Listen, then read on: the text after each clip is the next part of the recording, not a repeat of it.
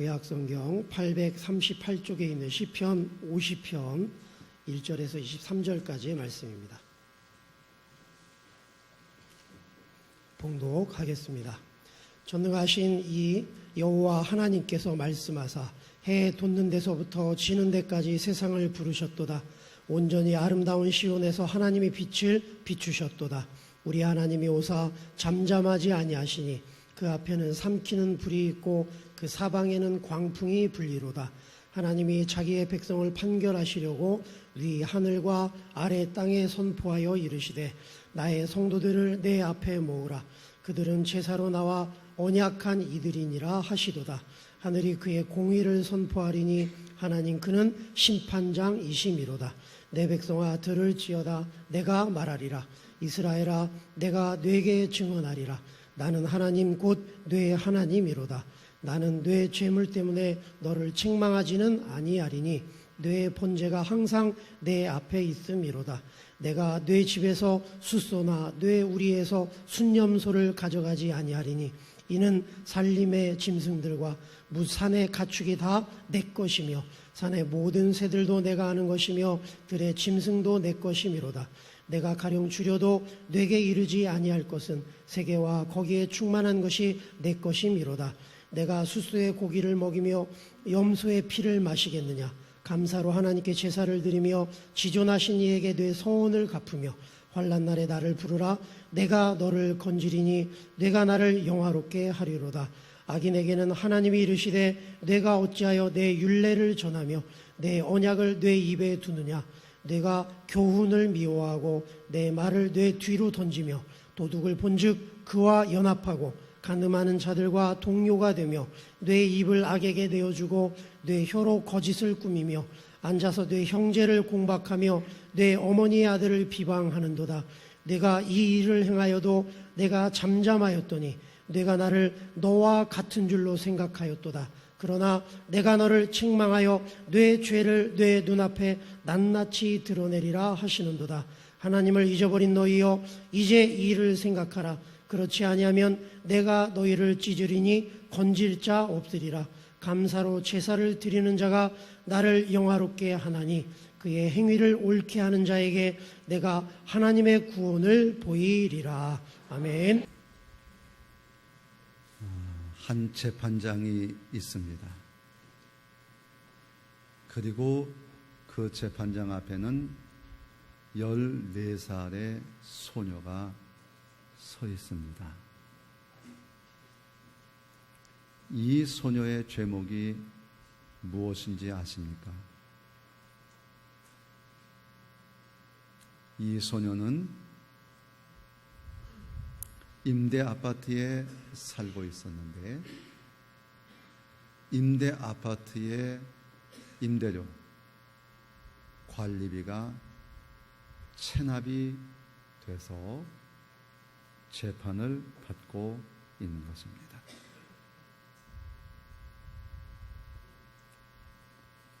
재판장의 마음은 착잡했습니다. 이 아이의 엄마는 어려서 가출을 했습니다. 그리고 아버지는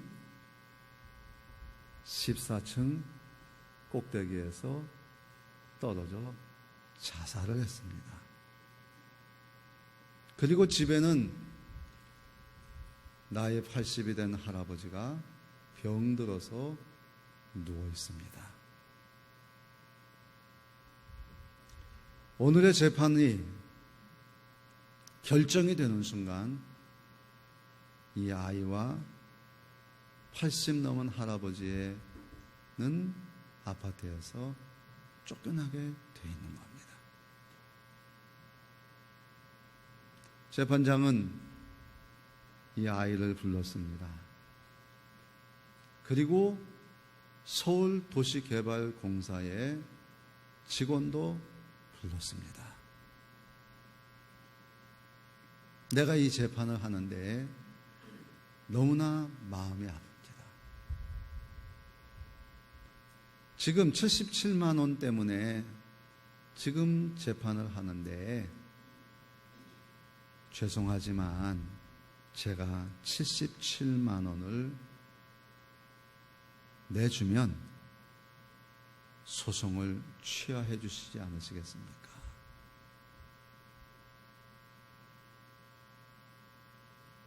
소송은 취하가 됐고 재판은 없던 일이 됐습니다. 소녀는 무사히 그 집에 살게 되었지만 앞으로는 어떻게 동네 사람들이 이 사실을 알고 다 같이 모아서 이 집을 돕기를 시작을 했습니다. 한 사람의 재판관이 한 사람을 죽일 수도 있고 살릴 수도 있습니다. 근데 이 재판관으로 인해서 이 소녀와 이 할아버지와 이 가정이 살게 됐다는 이야기가 대법원 홈페이지에 올라왔습니다. 실제로 있었던 일입니다. 오늘 성경에 보게 되면 하나님께서는 심판장으로 서신다 말씀하고 있습니다. 우리 하나님은 사랑의 하나님이십니다. 오늘 성경을 봐도 확실하게 알 수가 있습니다. 그러나 우리의 신앙의 잘못은 무엇이고 어떻게 하면 우리가 하나님의 주시는 축복의 길을 갈 수 있을지 그것을 우리에게 일러주고 있습니다. 그것은 바로 감사의 제사다 이렇게 말씀하고 있습니다. 여러분 요약제를 다 꺼내시겠습니다. 시편 50편 1절에서 23절 제목은 한번 같이 읽겠습니다. 축복의 길 감사제사. 자, 먼저 1절부터 6절까지 있는 내용을 보게 되면 제사를 드릴 때 비로소 성도이다 말씀드릴 수 있습니다. 제사를 드릴 때 비로소 성도이다. 1절에서 6절을 보면 하나님은 전능하신 분이에요. 근데 그 하나님이 우리를 부르시고 빛을 이렇게 비춰주셨어요. 그런데 4절에 보면은 하나님이 자기 백성을 판결하신다. 내 성도들을 모아라 5절. 그런데 거기 보면 그들은 제사로 나와 언약한 이들이다. 그리고 6절 마지막 절에 하나님 그는 심판장이다 이렇게 말씀했어요. 자, 1절에서 6절 같이 읽겠습니다. 시작. 전능하신 이의 여호와 하나님께서 말씀하사 해 돋는 데서부터 지는 데까지 세상을 부르셨도다. 온전히 아름다운 시온에서 하나님이 빛을 비추셨도다. 우리 하나님이 오사 잠잠하지 아니하시니 그 앞에는 삼키는 불이 있고 그 사방에는 광풍이 불리로다. 하나님이 자기의 백성을 판결하시려고 위 하늘과 아래 땅에 선포하여 이르시되 나의 성도들을 내 앞에 모으라. 그들은 제사로 나와 언약한 이들이니라 하시도다. 하늘이 그의 공의를 선포하리니 하나님 그는 심판장이심이로다. 아멘. 거기 이제 4절 6절 보면 먼저 5절을 보면 나의 성도들을 내 앞에 모으라. 성도가 누구냐 그랬더니 제사로 나와 언약한 이들이다 이렇게 얘기했어요. 그러니까 제사로 하나님과 언약한 사람들, 다시 말하면 제사를 드릴 때 비로소 성도라는 말이죠. 그러니까 이 약한 인간이 어떻게 하나님을 만나냐? 제사로 만나는 거예요. 제사를 통해서 하나님과 우리가 이렇게 만나는 것이죠. 근데 4절 6절에 보게 되면 하나님이 자기 백성을 판결하신다 그랬고 6절에 그는 심판장이라 그랬어요. 여러분, 제사는 하나님과 사람이 만나는 통로인데 제사를 어떻게 드리는가로 하나님은 그의 신앙의 됨됨이를 판단하신다는 거죠. 그러니까 가인과 아벨이 하나님 앞에 제사를 드렸어요. 근데 가인의 제사는 받지 않으시고 아벨의 제사만 받았어요. 제사의 주인은 하나님이세요. 하나님이다. 하나님께서는 예배하는 자를 찾으시는데 예수님께서 예루살렘 성전에서 장사하는 사람들을 내쫓으셨어요. 그리고 성전은 하나님께 기도하는 집이다. 우리 약한 인간이 하나님께 만나서 하나님을 주인으로 모시는 것이 이게 제사라 그 말이에요. 세상 종교하고는 다르죠.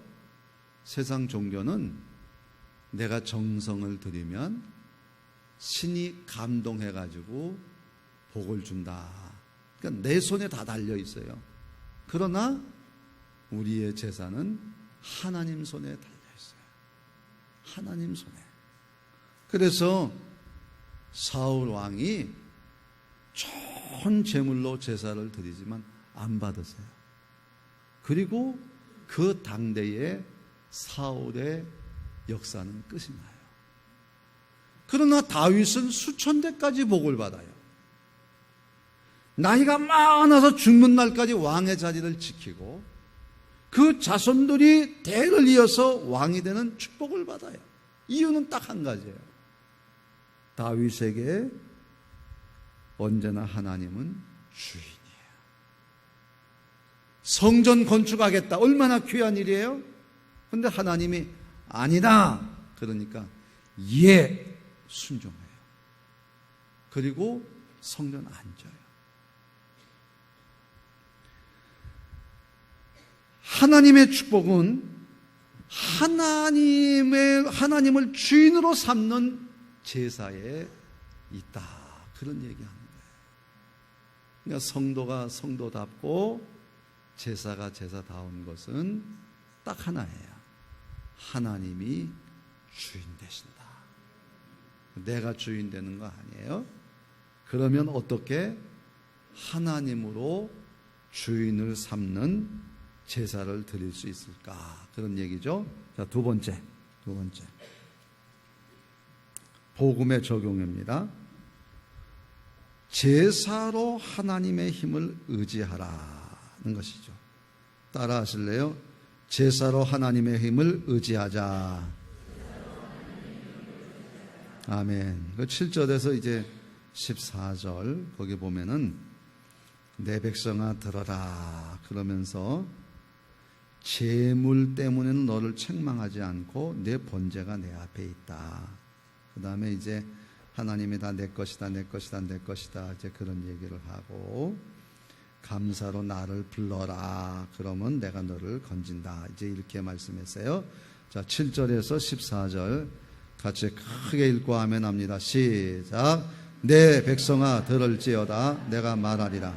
있으라 해라. 내가 증언하리라. 나는 하나님 곧 내 하나님이로다. 나는 내 재물 때문에 너를 책망하지는 아니하리니 내 번제가 항상 내 앞에 있음이로다.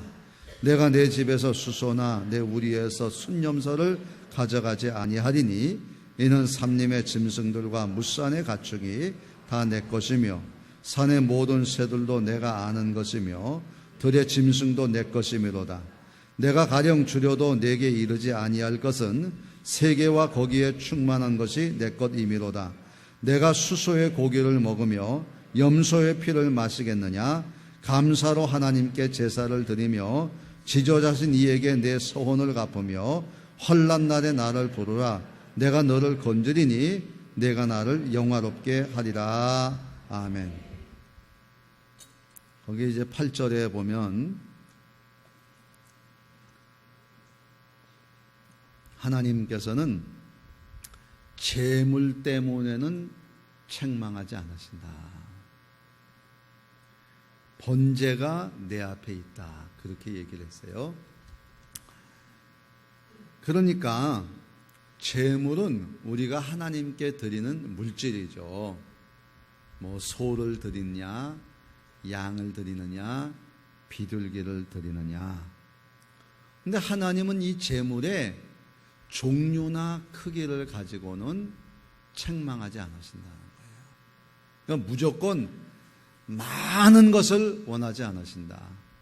그 이유가 뭐냐? 그랬더니 이제 하나님께서 이제 9절에 보게 되면 내가 뭐 네 집의 수소나 내 우리의 순념소를 가져가지 않는다. 왜? 삼림의 짐승과 무산의 가축이 다 내 것이야. 또 들의 짐승도 다 내 것이야. 12절 세계와 거기 충만한 게 다 내 거야. 내가 뭐 수소의 고기를 먹으며 염소의 피를 마시겠냐? 12절에 보게 되면 내가 가령 줄여도 배가 고파도 내가 너한테 구하지 않는다. 다 내 건데 내가 너한테 뭘 구하겠냐. 이제 그런 얘기겠죠. 그래서 하나님께서 보시는 거는 내 번제가 내 앞에 항상 있다. 번제라고 하는 거는 재물을 태워서 완전히 없애는 거예요.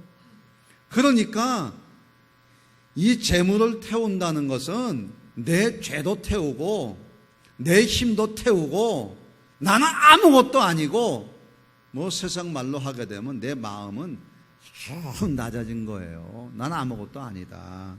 하나님이 그거를 보신다는 거예요.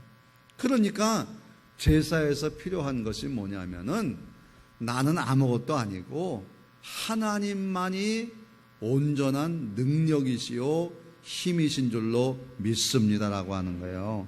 그래서 그 14절 이제 15절에 보게 되면 감사로 하나님께 제사 드리고 소원을 갚고 환난 날에 나를 부르라 내가 너를 건지리라. 그러니까 우리가 사는 길은 딴 거 아니에요. 하나님 앞에 나와서 제사를 드리면서 하나님의 은혜를 구하는 것. 그러면 내가 너를 건지리라. 근데 그 다음에 보게 되면 내가 나를 영화롭게 하리라. 그렇게 말씀했어요. 여러분, 하나님이 영화롭게 된다. 하나님이 건져주는 데는 영화롭게 된다는 거예요. 그러니까 사는 건 내가 사는데 그게 하나님의 기쁨이래요. 예를 들어서 이런 거예요. 엄마가 아이한테 밥을 해줬어요. 그리고는 이 엄마의 마음에 기쁨이 있어요. 내 거를 먹이는데 기쁨이 있어요. 왜 그래요? 엄마니까. 그러니까 이 부모는 자식에게 책임을 다하는 거예요. 어떤 분이 저한테 그러더라고. 목사님, 예수 믿으면 좋은 게 뭐가 있어요? 근데 내가 그랬지. 천국 가죠. 천국이 뭔데요? 천국은 하나님의 집이에요. 계시록 22장에 보게 되면 하나님의 집이에요. 근데 거기 하나님이 나하고 함께 사는 거예요. 근데 함께 사는 하나님이 그냥 계시는 게 아니에요. 내 눈에 눈물도 씻겨주시고, 고통도 없게 해주시고, 병도 없게 해주시고, 그냥 내 부족하고 없는 것들을 다 채워주시는 거예요. 그것이 하나님이고 그 하나님이 함께하는 것이 천국이라고요. 그러니까 구원이 뭐냐고요? 구원 딴 거 아니에요. 하나님이 나와 함께하는 거예요. 나 혼자 내 힘으로 사는 것이 아니라 하나님의 힘으로 사는 게 구원이라고요. 그러니까 우리가 이 제사를 드릴 때 우리의 마음 속에는 하나님, 내 힘이 아니라 하나님의 힘으로 살게 해주세요. 야곱이 어떻게 했어요? 고향을 떠날 때 그 들판에 아무도 없었어요. 그런데 하나님의 천군 천사를 보고 너무나 놀래가지고 벌떡 일어나가지고 제단을 쌌어요. 그리고 하나님 앞에 서원을 하죠. 하나님, 나 무사히 돌아오게 해주시고 나에게 먹을 것과 입을 것을 주시면 내가 하나님 앞에 11조를 드리겠습니다. 하나님이 그렇게 해주셨어요. 네가 네 힘으로 살지 않고 내 힘 의지에 살겠다. 그것을 하나님이 기뻐하시는 거예요. 어느 목사님이 개척을 해가지고 부흥이 좀 되는 듯 했는데 부교육자 한 사람이 교인들 데리고 나가서 개척을 했어요. 얼마나 분하겠어요. 배신감에 잠을 못 자는 거예요. 몸에 병이 났어요. 간에 염증이 생겨가지고 병원에 입원했어요. 하나님께 소리쳤어요. 하나님, 어쩌면 그렇게 나를 배신할 수 있습니까? 그러니까 하나님께서 말씀하셨어요. 네가 네 힘으로 한다 그러니까 성도들이 갈등하다가 떠난 거지 부교육자가 데리고 나간 게 아니야. 이 말에 목사님이 꼬꾸라졌어요. 인간의 힘이 아니라 하나님의 힘으로 하는 거예요. 저는요, 저도 역시 내가 약해지면 끝나는 줄 알았어요. 내가 약해지면 교회는 어려워지고 사역이 다 중단될 거라고 생각했어요. 저를 바라보고 있는 많은 사람들을 실망시키고 혼란에 빠뜨릴 것이라고 생각했어요. 그래서 어떻게 해서든지 내가 약해진다는 것을 인정하고 싶지가 않았어요. 누가 와서 목사님, 이번 절기헌금이 예산 미달입니다. 그러면 네가 능력이 부족해서 안 됐어. 이렇게 하는 얘기로 들렸어요. 집에 가서 여보 통장 좀 꺼내봐. 채워놓자. 네, 그랬어요. 그러니 잠이 오겠습니까? 교인들 숫자가 좀 줄었습니다. 그러면 네가 설교 못해서 그런 거야? 그런 말로 들려가지고 설교 준비하려고 열심히 또 공부하는 거예요. 우리 아내가 어떤 모임에 나를 안 데려가려고 그래요. 앉으면 설교 얘기하고 앉으면 왜 사람이 왜 그냥 앉으면 좀 딴 얘기도 좀 하지 맨날 앉으면 그 얘기만 하냐. 나는 내가 능력이 떨어지면 교회도 안 되고 교인들도 다 망하는 것처럼 생각했어요. 그래서 어떻게 해서라도 내가 강해지는 것만이 살 길이라고 생각을 했던 거죠. 공부도 열심히 했어요. 한 번은 우리 목사님이 장신대에서 박사과정 공부를 하는데 미국에서 새로 온 교수가 이 이야기는 한국에서 내가 처음 하는 얘기라고. 근데 한참 듣다 보니까 이 목사님이 많이 듣던 얘기들이에요. 알고 보니까 오 목사님한테 들은 얘기다. 와서 얘기를 해주세요.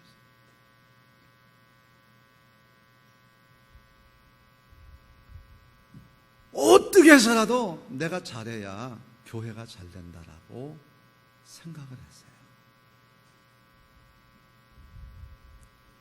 제가 병원에 입원했던 날도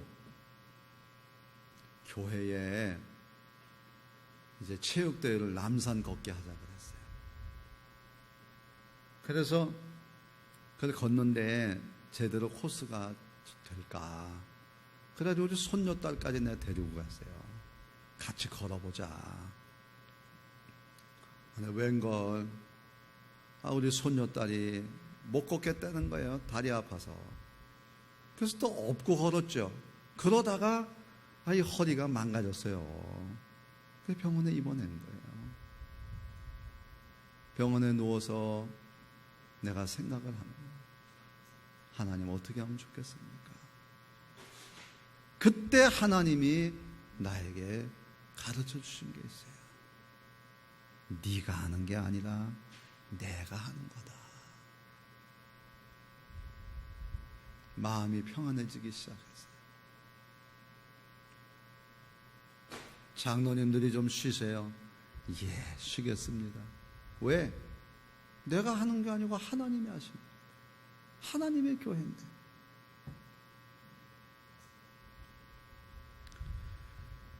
성경에는 분명히 말씀했잖아요.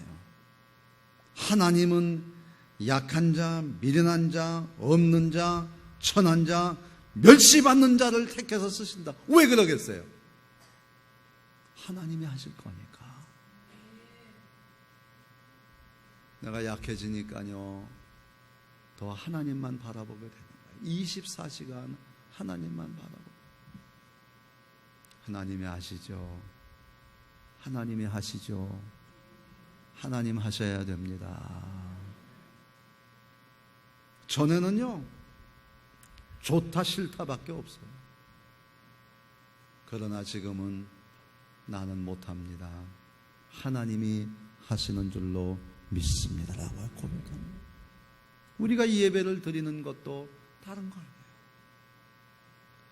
나는 못합니다. 나는 죽습니다. 나는 약합니다. 하나님이 힘 주셔야 됩니다. 라고 우리가 구하는 거예요. 그럴 때 하나님께서 우리에게 건져주신다.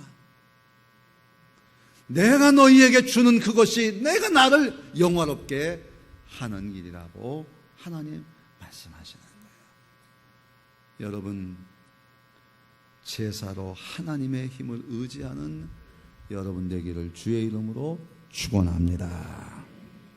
그러면 마지막으로 하나님의 힘을 구체적으로 경험하려면 어떤 제사를 드려야 되는가? 복음의 실천입니다. 감사 제사로 하나님의 구원을 보자는 겁니다. 따라하십시다. 감사 제사로 하나님의 구원을 보자. 아멘. 그 16절에서 23절을 보게 되면 그 악인이라는 말이 나오고 악인에 대한 얘기가 쭉 나오고 있어요.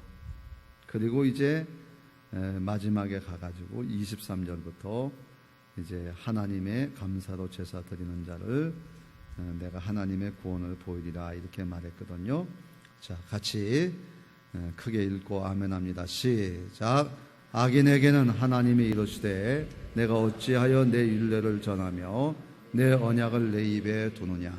내가 교훈을 미워하고 내 말을 내 뒤로 던지며 도둑을 본즉 그와 연합하고 간음하는 자들과 동료가 되며 내 입을 악에게 내어주고 내 혀로 거짓을 꾸미며 앉아서 내 형제를 공박하며 내 어머니의 아들을 비방하는도다. 내가 이 일을 행하여도 내가 잠잠하였더니 내가 나를 너와 같은 줄로 생각하였도다. 그러나 내가 너를 책망하여 내 죄를 내 눈앞에 낱낱이 드러내리라 하시는도다. 하나님을 잊어버린 너희여, 이제 이를 생각하라. 그렇지 아니하면 내가 너희를 찢으리니 건질 자 없으리라. 감사로 제사를 드리는 자가 나를 영화롭게 하나니 그의 행위를 옳게 하는 자에게 내가 하나님의 구원을 보이리라. 아멘. 여러분, 악인이라는 말이 나와요. 근데 이 악인은 조폭이 아니에요. 잘 읽어보세요. 악인에게는 하나님이 이르시되, 그 다음에 그랬죠. 내가 어찌하여 내 율례를 전하며 내 언약을 내 입에 두느냐. 다시 말하면 하나님의 말씀을 가르치는 교회 지도자들을 향해서 이야기하는 거예요. 그러면 17절에 보면 내가 교훈을 미워하고 내 말을 내 뒤로 던지며, 그러니까 하나님의 말씀을 가르치면서도 본인은 그 말씀대로 살지 않고 한 귀로 듣고 한 귀로 흘려버리는 거예요. 그 다음에 어떤 일을 하느냐. 도둑을 본즉 그와 연합하고 간음하는 자들과 동료가 되고 내 입을 악에게 내어주고 내 혀로 거짓을 꾸미고 앉아서 내 형제를 공박하고 내 어머니의 아들을 비방하고 찌르고 세상 사람들과 다를 바 하나 없이 그냥 사는 거예요. 하나님을 의지하고 하나님의 힘으로 살려고 하지 않고 어떻게 해서라도 내 힘으로 살아보겠다고 그냥 도둑놈과 같이 연합하고 막 형제들을 비방하고 찌르고 이렇게 했다는 거예요. 그랬더니 21절에 내가 이 일을 행하여도 내가 잠잠했더니 네가 나를 너와 같은 줄로 생각하였도다. 그러니까 내가 그걸 가만히 두니까 마치 뭐 하나님도 내 맘하고 똑같이 내가 도둑질을 해먹든 남하고 싸우든 하나님 상관없이 내 편일 거야, 이렇게 생각한다는 거예요. 그러나 내가 너를 책망하여 내 죄를 내 눈앞에 낱낱이 드러내리라 하시는도다. 그러면서 22절 하나님을 잊어버린 너희여 왜 이런 일을 하느냐. 하나님을 잊어버린다는 거예요. 하나님을 잊어버렸기 때문에, 그런데 하나님의 힘으로 사는 것을 생각하지 않는다는 거예요. 그럼 어떻게 하느냐. 이제 이를 생각하라. 그렇지 않으면 내가 너희를 찢으리니 건질 자가 없으리라 하는 거예요. 여러분, 그러면 어떻게 살아야 돼요? 23절에 보게 되면 같이 읽겠습니다. 시작. 감사로 제사를 드리는 자가 나를 영화롭게 하나니 그의 행위를 옳게 하는 자에게 내가 하나님의 구원을 보이리라. 아멘. 거기 감사로 제사, 그의 행위를 옳게 한다, 하나님의 구원을 보인다 그랬어요. 한 사업가가 있었습니다. 사업하던 중에 부도가 났어요. 손에 남은 거라고는 고작 500만 원 정도입니다. 하나님을 믿는다고 하면서도 사업 때문에 예배를 등한시 했습니다. 회개하는 마음으로 마지막 남은 돈을 파나의 섬에 교회를 지었습니다. 나무 밑에서 예배를 드리던 사람들이 예배당에서 예배를 드리게 됐어요. 그래서 그 예배당 이름을 이렇게 붙였어요. 부도교회. 부도 난 사람이 지었으니까. 부도교회 교인들은 얼굴을 본 적이 없는 이 사업가를 위해서 예배 때마다 기도를 했어요. 하나님, 이분을 축복해 주세요. 놀라운 일이 벌어졌어요.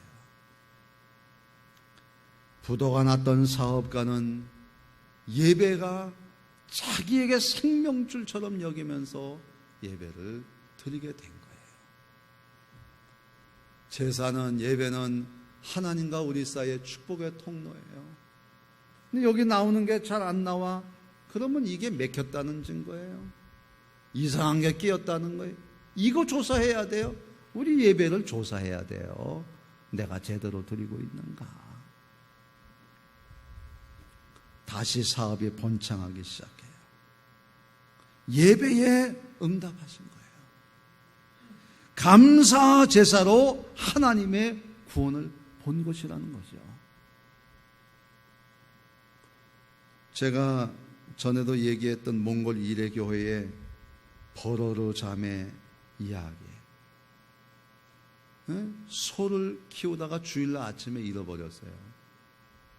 이 소가 이 집에 농사도 지어야 되고 학비도 내야 되고 거기에 생명줄이 다 달려있는 거예요. 그런데 잃어버려 찾다가 보니까 주일날인데 예배 시간 다 가까웠어요. 너무나 멀리 왔어요. 이거 어떻게 하면 좋구나. 그런데 자기가 돌아보니까 본래 귀가 들리질 않았어요. 그래서 교회 가면 귀가 열린다 그래가지고 교회 갔더니 교회 성도들이 열심히 기도해 주는 가운데 기적이 일어났어요. 귀가 열렸어요. 순간 그게 깨닫게 된 거예요. 내가 이렇게 살게 된 것도 하나님의 은혜인데 내가 하나님 앞에 예배를 드리는 게 우선이지 소가 우선이냐. 그래서 아예 소를 하나님한테 바치기로 했어요. 잃어버린 거니까 바치기로 했어요. 그리고 예배당을 향해 뛰어갔어요. 막 땀이 막 뒤범벅이 됐어요. 무슨 일이냐. 자초지종을 얘기했어요. 예배를 드리면서 목사님이 간절한 마음으로 하나님 앞에 기도를 합니다. 하나님 앞에 예배를 드리는 이 여종의 예배를 기쁘게 받아주세요.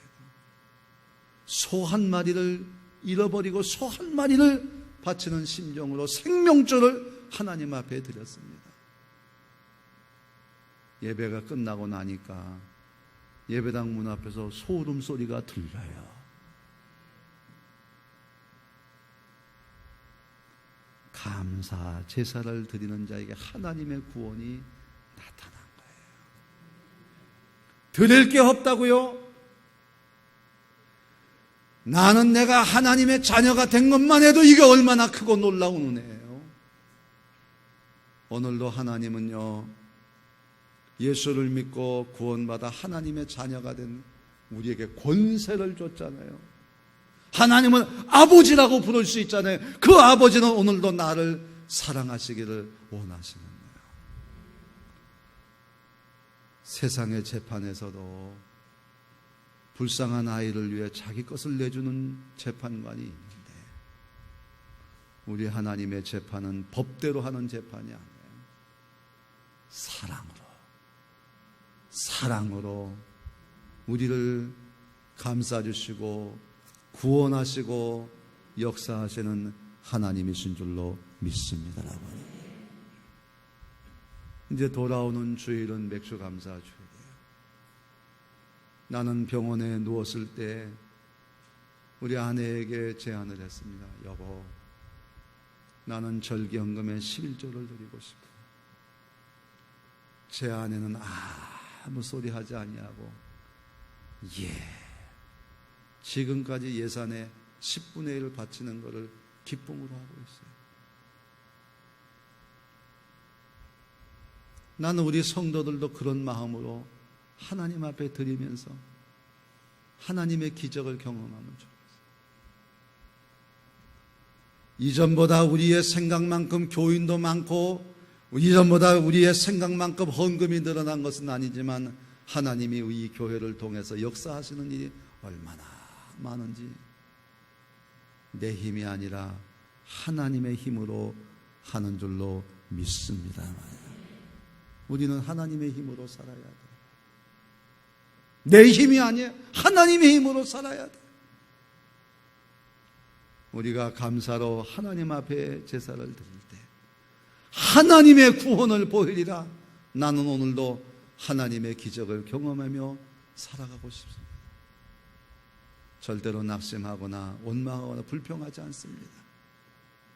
오늘도 감사의 제사로 하나님의 구원을 보기를 오늘도 사모하면서 정말 지나온 모든 시간 동안 다 지나온 거 다 하나님의 은혜 아니에요? 지금까지 지내온 것 주의 크신 은혜라. 한이 없는 주의 사랑 어찌 이루 말하리.